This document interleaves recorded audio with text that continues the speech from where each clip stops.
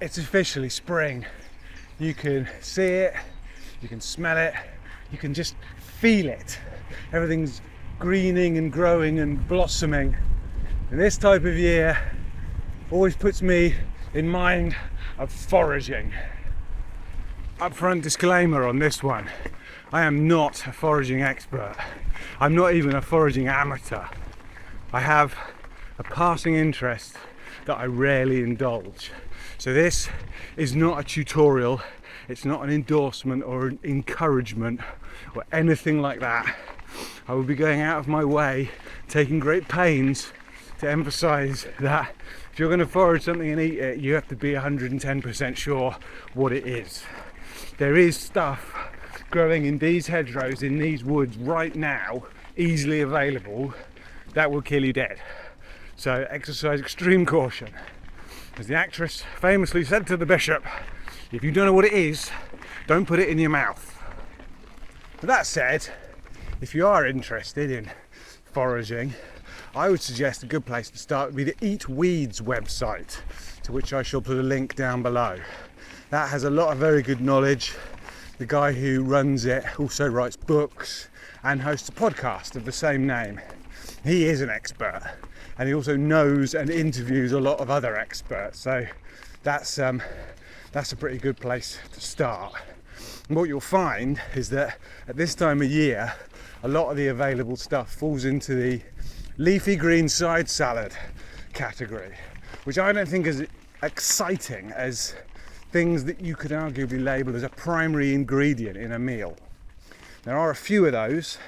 We're going to try and go after 2 of them today and do some cooking in the woods.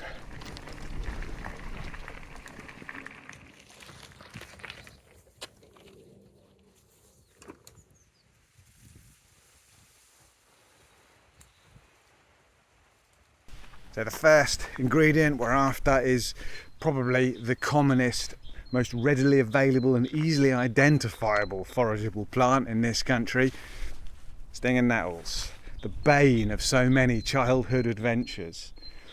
In the autumn, when they've done all their growing and the stems have gone woody and they've flowered, you can harvest them and make really good cordage out of the fibres.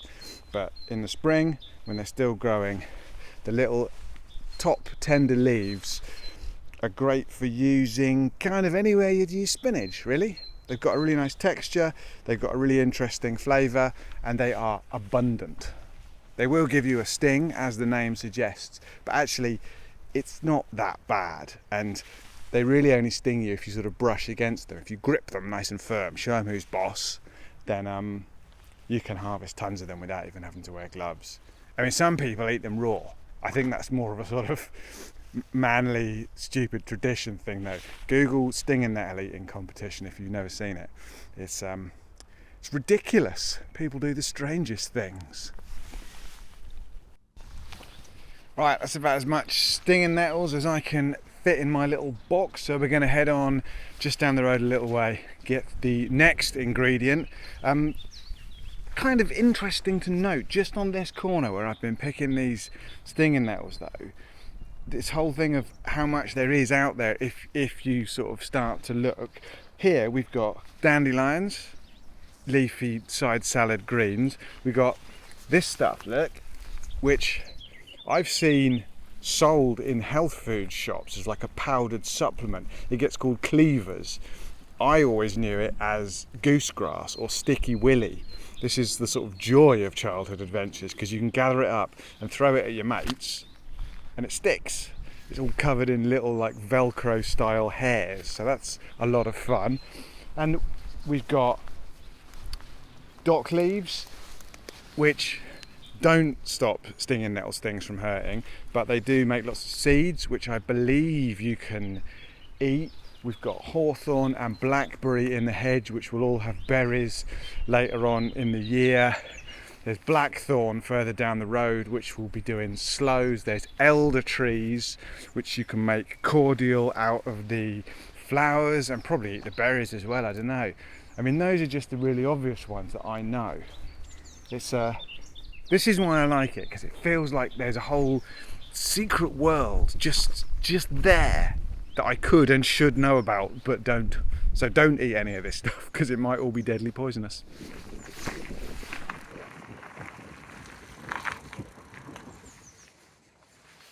Second ingredient of the day, here we are. It's one that you often smell long before you see it. Wild garlic. You get whole huge banks covered of it and it stinks out the whole woodland with that garlicky, oniony smell. This has all gone to flower now, so actually I don't even know if this is, maybe it's too late, maybe it'll be all tough and stringy, but what the hell, I'm out foraging, so I'm going to give it a crack. Get myself some wild garlic and on to the cooking spot.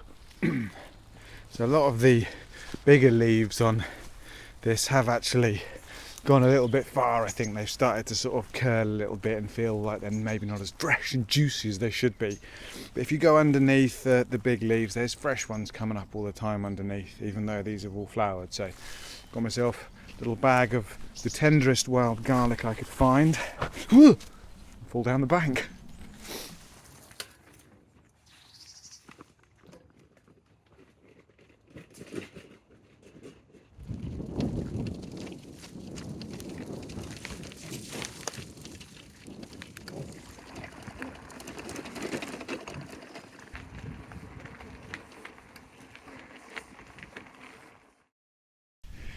Just a very quick stop for an aside to reiterate the need for extreme caution and common sense when doing this kind of stuff. In the bank here I just spotted growing some cow parsley. Common as muck, grows in every hedgerow, every woodland, every garden around here. It's all over the place. And I believe the fresh young stems you can slice up and you can stir fry them and they're a sort of crispy vegetable thing. I've not tried it because I'm not that confident, but apparently you can. It is growing right next to this, and there's more than a passing resemblance. The leaf shape is very similar, the stems are not 100 miles apart, and I don't know for sure again, but that great clump of stuff looks very much like something in the hemlocky, dropworty kind of family, and if it is, some of those will kill you dead, like a few mouthfuls will kill you dead. I think hemlock's what they used to kill Socrates, or one of those olden days clever blokes. I'm not sure. My history is about as good as my foraging skills, so just, yeah, be careful. Be careful. If you don't know what it is, don't put it in your mouth.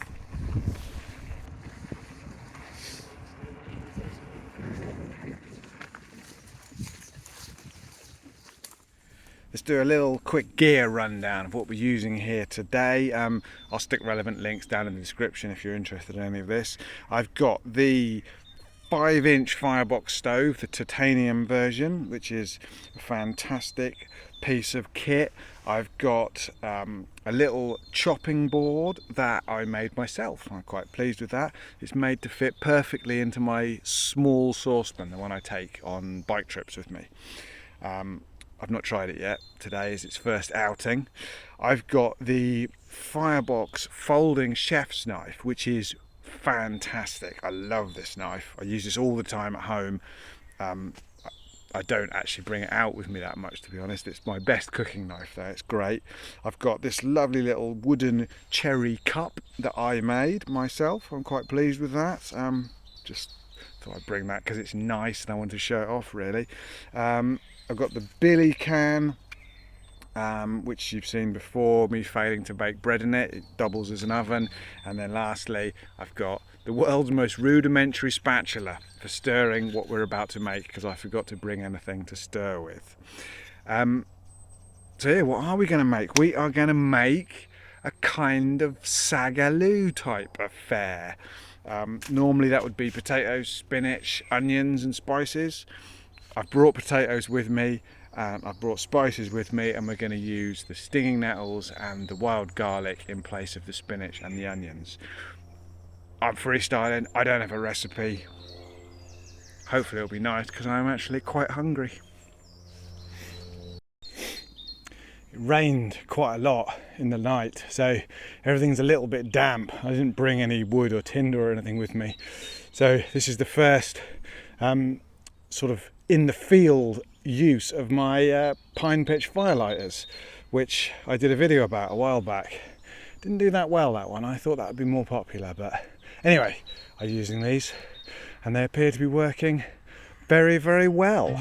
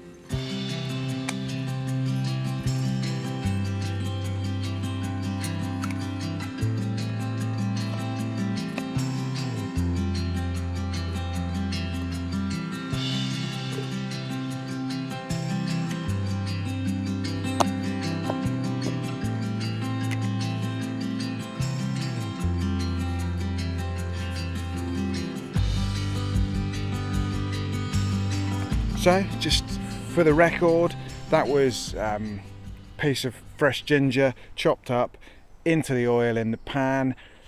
Fry that for a second, add the wild garlic, fry that till it sort of wilts down. Then I added some black pepper, cardamom seeds, cumin, garam masala, a green chilli chopped up with no seeds. Then chopped up new potatoes really small, threw them in, and added the stinging nettles on top. Little dash of water, put the lid on, let it all steam and cook down. And I mean, that's that, and now we wait. And many of you may have seen my previous baking videos and seen me fail at cooking in the woods. And to be honest, this time round, I absolutely expect it to be a horrible, smoky, burned mush and not to be that tasty. It really isn't about necessarily making a nice meal. I mean, I hope, but really, as I've said before, it's about coming out here. It's about spending a nice afternoon in this beautiful woods surrounded by the bluebells. It's about trying something which I'm interested in but I'm not very good at, and hopefully getting better at it, hopefully learning something. And with the foraging thing, it's about putting yourself into the process, into the system, because I mean, everyone knows we're massively divorced and separated from our food and the production of all of that. And if you get into foraging, even in a very, very sort of mild way, you immediately put yourself back in touch with the ebb and flow of things, of seasons, of weather, all of that sort of stuff. And suddenly you find yourself knowing that, oh, this is the month when the bluebells come out. This is the month when the stinging nettles are good to forage. This is the month when I can go and collect, I don't know, elderflowers or blackberries or whatever. And I don't know, it seems like a valuable thing. It seems like keeping in touch with this massive thing, this system that we're all part of, is important. Losing touch with it is losing touch with ourselves. And you know, it's something that the world could do with more people understanding how the world works, I think. And getting into foraging, getting into going out and actually looking around at your kind of local area, seeing how it changes, seeing how it interacts with itself, how it all works, is super important and very, very satisfying, I find. So yeah, as much as anything, I'm out here for some kind of weird pseudo-spiritual, semi-philosophical, nature bonding nonsense session. All my fire's going out.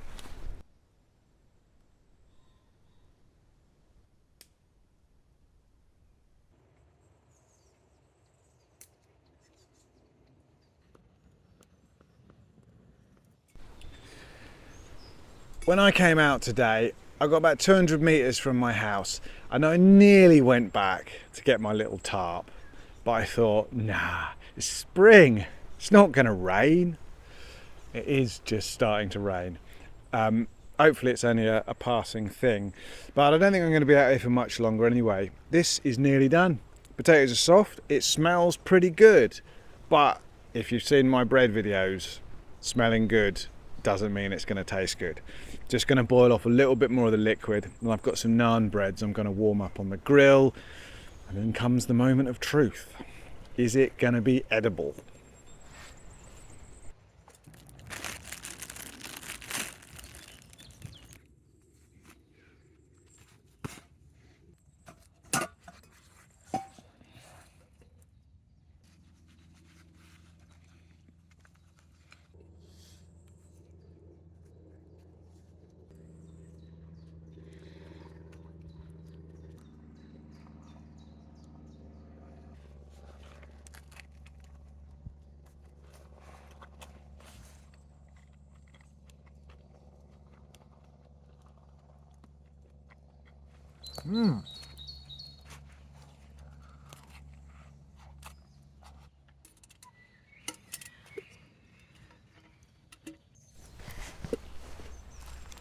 Well, that was genuinely quite good.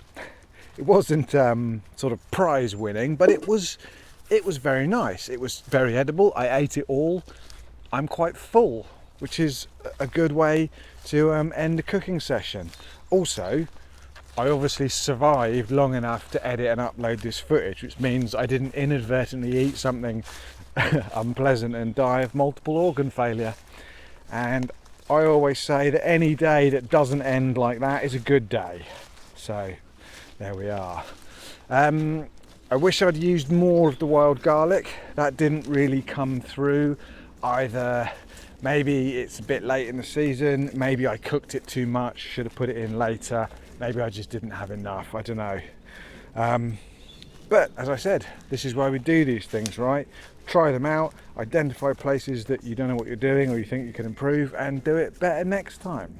Hopefully I will.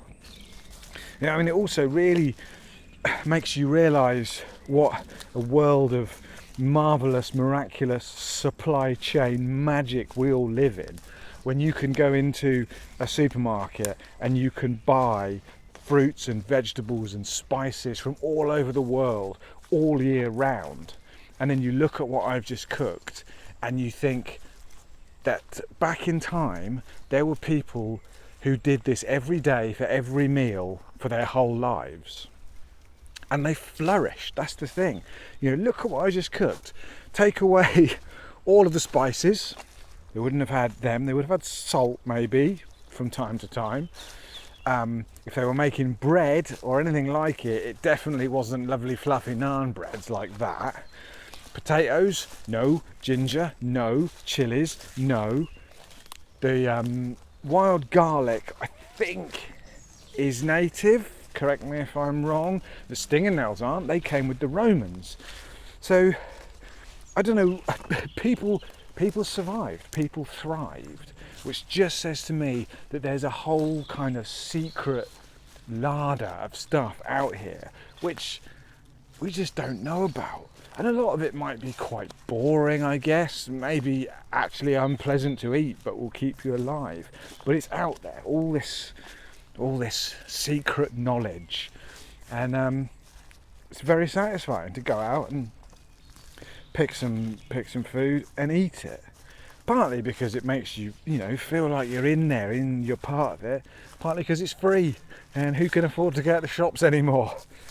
Yeah, I've really enjoyed it. It's nice to get out and do it. It's nice that it turned out edible, and just nice. Look at all this. It's nice. So yeah, I'm ending. I'm going to pack up, douse me embers, clear camp, and get myself home. You've watched this far, which means you are a superstar. Please consider liking, subscribing, leaving a comment, all of that. Feed the algorithm. These amazing people scrolling up the side of the screen now, they support this channel on a monthly recurring basis through my Ko-fi page, and yeah, what can I say? I mean, you folk are you're the best. You're the dogs and all that. It's a constant source of amazement and joy for me that you all do that, and you continue to do it even when I make videos like this where I'm just standing in the woods talking. I don't know what I'm saying. Thank you, honestly, genuinely thank you all so much. I'm really going to try and stay on it with these videos this year, you know, see if I can keep this one a week thing going. Said it before, I'll probably say it again. If your name is not on that list and you would like it to be, go check out the Ko-fi page. You can subscribe, you can do donations, you can buy stickers. I've got some cool stickers up there for sale. Other ways you can support the channel, if you look down in the description below, you'll see links to my Etsy store where you can buy various wooden bits and pieces, spoons and beads and who knows what I've been making. There'll also be a load of links down there to various bits of gear that you might see me use in these videos, some of which are affiliate links to Amazon. So if you're a shopper on Amazon, clicking those really helps me out. I get a little kickback from anything you buy. You don't even have to buy the thing that I'm linking to, as far as I understand. So yeah, if you use Amazon, click through my links and help support the channel. You can hit the thanks button as well, and that just says a little financial thank you. Sorry, this has turned into a real hard sell at the end of the video, hasn't it? Sorry about that. I can hear some rain coming. Thank you for watching. I'll see you all on the next one. Bye now.